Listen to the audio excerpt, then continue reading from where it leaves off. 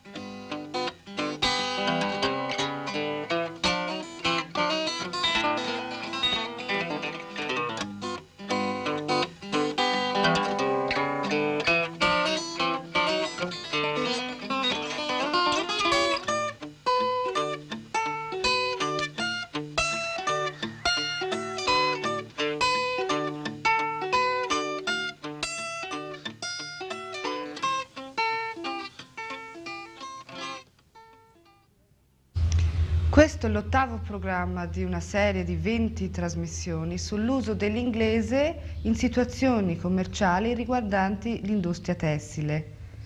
Durante le precedenti puntate abbiamo visto l'inglese che si usa al telefono, in messaggi telex, in una lettera proveniente dall'estero ed in conversazioni.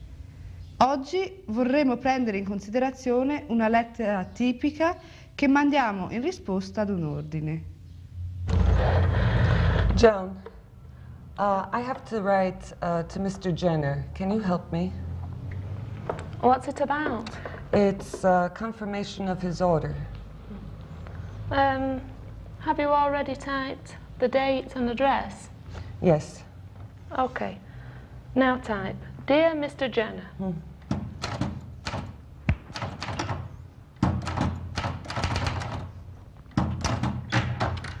We acknowledge receipt of. Wait. How do we spell acknowledge? A. A. C. C. K. N. O. W. L. E. D. G. E. We acknowledge receipt of your sample order number 64 and letter dated March 31st, 1983, and we have pleasure in informing you that the goods listed below are available and will be shipped on April the 22nd, 1983, FOB Leghorn, SS Pinafore. Our terms are CAD, cash against documents. We thank you once again for your order and we remain yours faithfully. G. Giovanelli. Per rendere l'idea di obbligo, io devo fare una cosa, in inglese al presente esistono due forme, I must e I have to oppure I've got to. Per esempio, I must make an appointment oppure I have to make an appointment. La differenza fra la prima I must make an appointment e la seconda I have to make an appointment è che nel primo caso rendiamo l'idea di urgenza e di un senso di obbligo proveniente dalla persona stessa, cioè chi parla. Nel secondo caso invece l'obbligo proviene da volontà altrui. La necessità di fissare un appuntamento è stata imposta alla persona che parla da un'altra persona. Joan, let's go to the cinema tonight. I can't. I have to write a report for tomorrow. Why don't you ask Nancy? That's a good idea. Nancy, Yes? do you feel like going to the cinema tonight? Yeah, but I can't. I have to go out to dinner. Oh, okay. I suppose I'll have to stay at home and watch a film on television tonight. This order must be shipped before tomorrow. It's important. What do I have to do? You have to find Giovanelli and ask him to sign this authorization. All right. Tell him it's important. I must send the things out before this evening. Okay.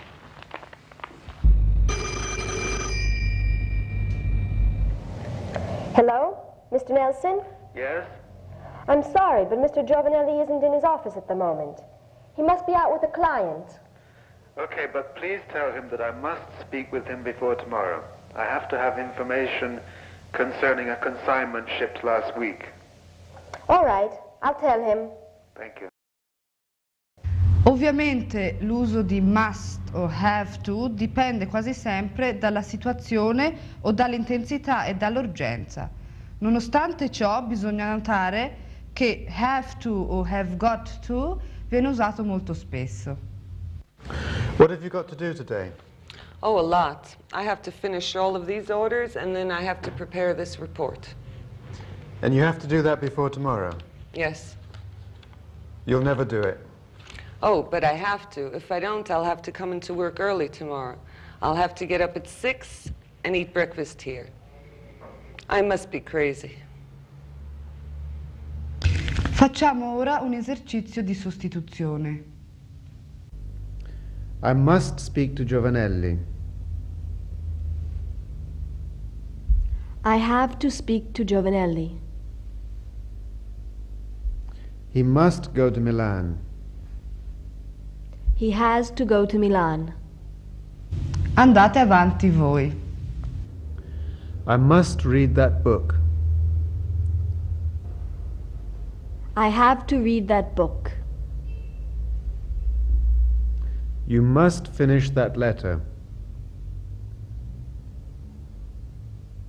You have to finish that letter. She must be at the office. She has to be at the office. I'm sorry, but we must go now. I'm sorry, but we have to go now. Gli avverbi already, just, yet e still vengono usati spesso. Yet e still hanno lo stesso significato, ma yet viene usato in frasi negative, mentre still in frasi affermative. You're already here. Yes. I haven't finished yet. Oh, that's okay. We've already had a sandwich, haven't we, Grace? Yes, and it was delicious. I haven't had a sandwich like that since... You just had a sandwich. Oh, yes. Yes. And you still want to eat? Yes. All right. You finished dinner. Is it already 12 o'clock? Yes, why? I haven't started work yet. Huh, I have. I've already typed 3 letters.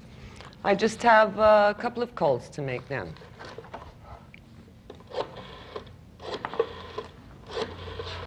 Hello. I haven't heard from you in a long time. Well, I've had flu. But I still don't feel very well. Oh, I'm sorry to hear that. I've had flu twice already this year. Have you seen the doctor? No. He has flu too. Oh. Hello, who's that? It's Gray. Oh, where are you calling from? From Paris. It's fantastic. I've just arrived and I've already been to the Folies Bergers twice. Oh, have you been to the Louvre yet? No, is the music good? It's not a nightclub, Gray. It's a museum. You must go. Oh, do I really have to? Well, what will people say? You went to Paris and you didn't visit the Louvre. That's terrible. Well, I already visited a museum when I was in London. Notiamo nelle frasi le posizioni diverse di still e yet. I haven't been to the Louvre yet. Have you met Mr. Giovanelli yet? He's still at the office. Is he still at the office? Facciamo ora un po' di pratica con queste 2 parole. Seguite l'esempio. I haven't read the letter yet. At the office. No, it's still at the office. We haven't met the visitors yet. At the airport. No, they're still at the airport. Ora andate avanti voi. We haven't received the order yet. At the customs.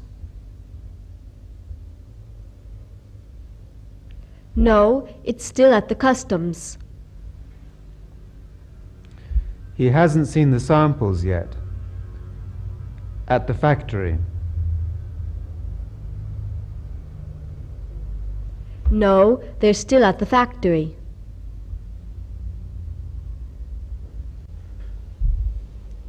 She hasn't eaten lunch yet. At the meeting. No, she's still at the meeting. The shipment hasn't left yet. In the warehouse. No, it's still in the warehouse. Lo spelling è molto importante per chi comunica spesso in inglese per telefono. Forse il modo più facile è di imparare le parole usate per rappresentare le lettere dell'alfabeto. Quando sillabiamo una parola in italiano, usiamo nomi di città per rendere chiara la lettera che vogliamo comunicare. Per B usiamo Bari, per N Napoli e così via. In inglese invece si usa nomi. Per esempio R Robert, P Peter, eccetera. Ecco l'elenco. A as in Alan, B as in Brian, C as in Charles, D as in David, E as in Edward, F as in Francis, G as in Graham, H as in Henry, I as in Ian, J as in John, K as in Kenneth, L as in Leonard, M as in Michael, N as in Nigel, O as in Oliver, P as in Peter, Q, R as in Robert, S as in Samuel, T as in Thomas, U, V as in Victor, W, X, Y, Z. A,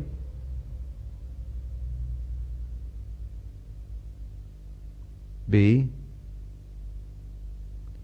C,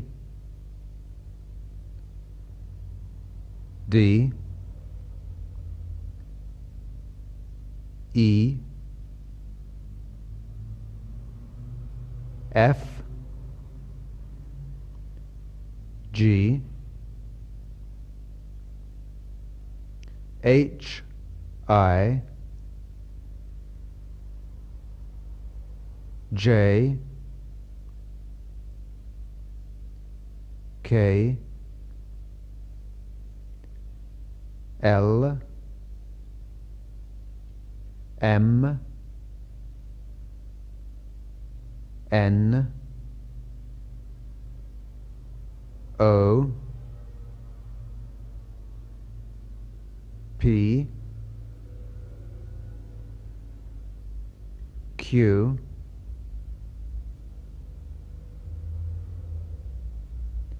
R, S, T, U,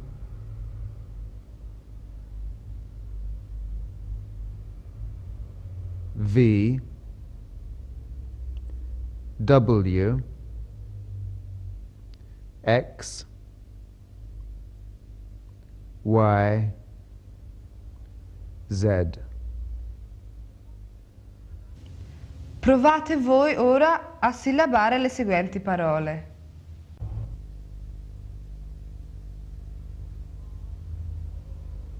R E C E I V E.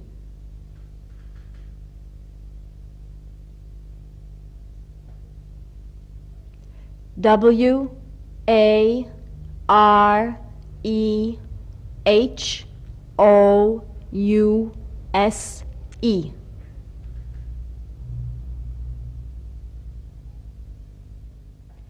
S H I P E D.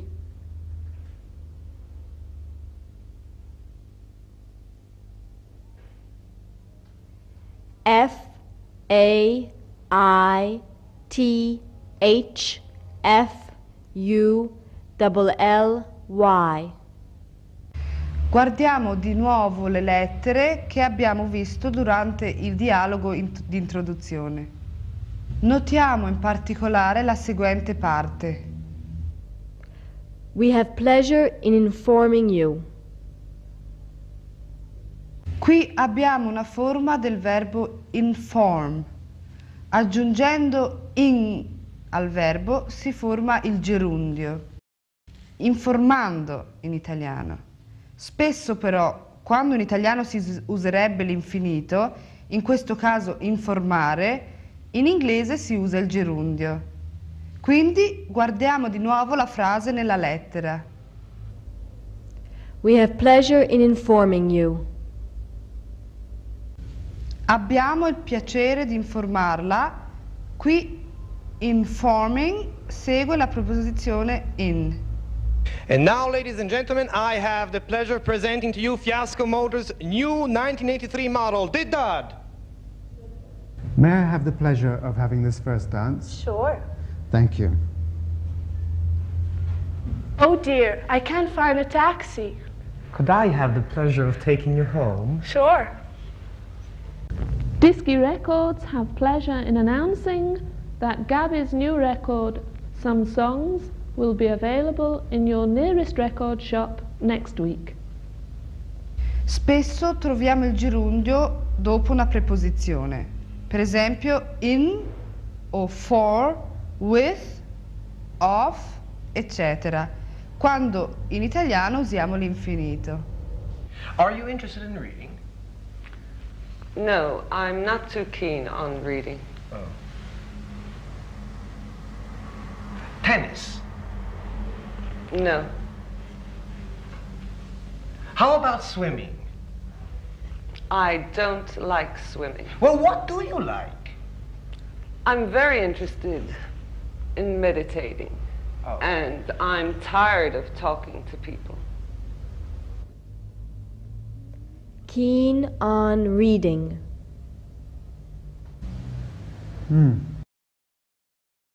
Such a nice, big, old house. Thanks for showing me around. Yes, thanks. I like it. I was bored with living in a flat. But aren't you afraid of living alone? No. What's that noise? What noise? Nothing. Aren't you afraid of not having neighbors? No, not really. Have you thought of getting a dog? Yes, but I don't like dogs. Well, I have to go now. See you at work tomorrow. No, please, don't go. Stay the night. But I thought you weren't afraid of being here alone. I'm not afraid. I'm terrified. Me too. Bored. Noise. To be afraid. Facciamo ora un esercizio basato su quest'uso del gerundio. Prima vi darò l'esempio. Are you afraid of living alone? No. Terrified, live alone. No, I'm terrified of living alone. Are you bored with working here? No. Interested. Work. Here. No, I'm interested in working here. Ora provate voi. Are you keen on playing the guitar? No. Interested. Play. Violin.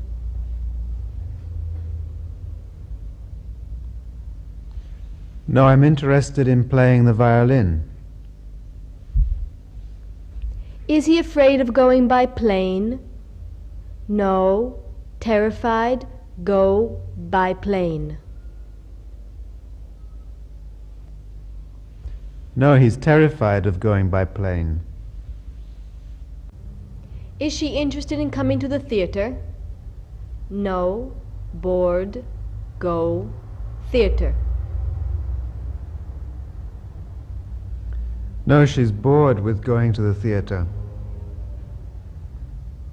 Are you interested in seeing some samples? No. Pleasure. Take you to dinner. No, may I have the pleasure of taking you to dinner?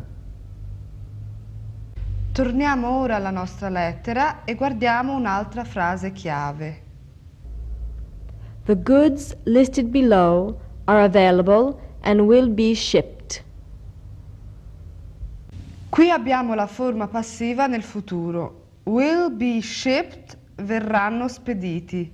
Il passivo in inglese viene formato con l'ausiliare essere ed il participio passato del verbo da adoperare. Quindi sarà fatto diventa in inglese will be done. È stato spedito diventa has been shipped.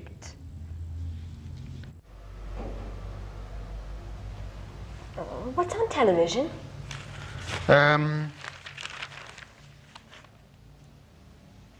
World Records. World Records. What's that? It's a program about world records. It's a program that's been made about world records. All the world records that have been collected together in the Guinness Book of Records. Oh. Mm. Do you want to see it? Okay. Good evening and welcome to World Records. Tonight I have pleasure in presenting to you all a young man, Mr. Gregory Green, who has been here since early this morning. Mr. Green. Yes? Could you tell us what you're doing? Yes, I'm tying elastic bands together. I see. And how many elastic bands have you already tied? 14,869. 14,869. And the world's record? Yes, 1978, Philip Nganimo. What? Philip Nganimo. Could you spell that? Sure, Mgonimo. I see. And the world's record? Yes, was established in 1978, and it was 14,911 elastic bands. Oh, I see. And how many hours did that take? Oh, 10. 10, I Yes. see. Well, this world record has never been beaten. No, not yet. Oh, I see. Well, then, good luck and a bit of applause for our young man here. Thank you. And now our next world record breaker is Miss Marjorie Marples. Good evening, Miss Marples. Good evening. And could you tell us what world record is going to be broken here, Miss Marples? Yes, it's the world scarf knitting record. But I see very little scarf there, Miss Marples. Well, it was just started again 5 minutes ago. Again? You mean there was another scarf? Yes. And what happened? Well, it was so long it had to be put outside the window, you see. It went into the back of the cameraman's bicycle, and he went home for lunch. Oh, dear. He didn't notice my scarf. I see. And it became all unraveled. Yes. I He see. thought it was difficult going down Oxford Street, but he didn't realize he had 2 kilometers of my scarf behind him. I see. 100% wool, you know. I see. And now you've started again, Miss Yes. Marples. Yes. Well, let's hear some applause for our courageous scarf knitter.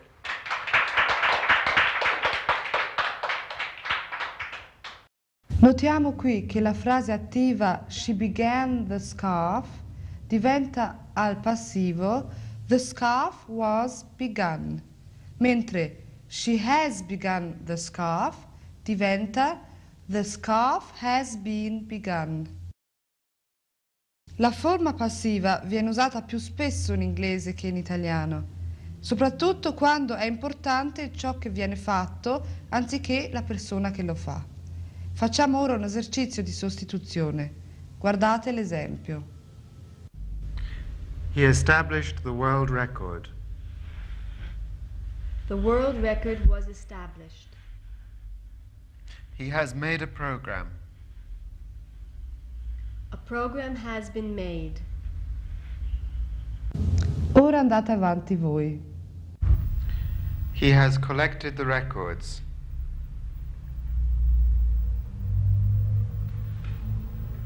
The records have been collected. He shipped the goods. The goods were shipped. He has tied the bands.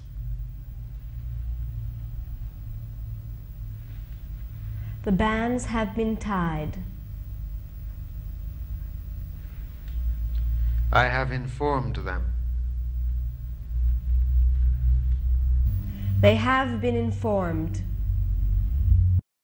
Bene, questo è tutto. Vi ricordiamo che esercizi supplementari per questo e tutti gli altri programmi sono disponibili presso la Cooperativa Linguistica Pratese, Corso Mazzoni 16, Prato. Goodbye.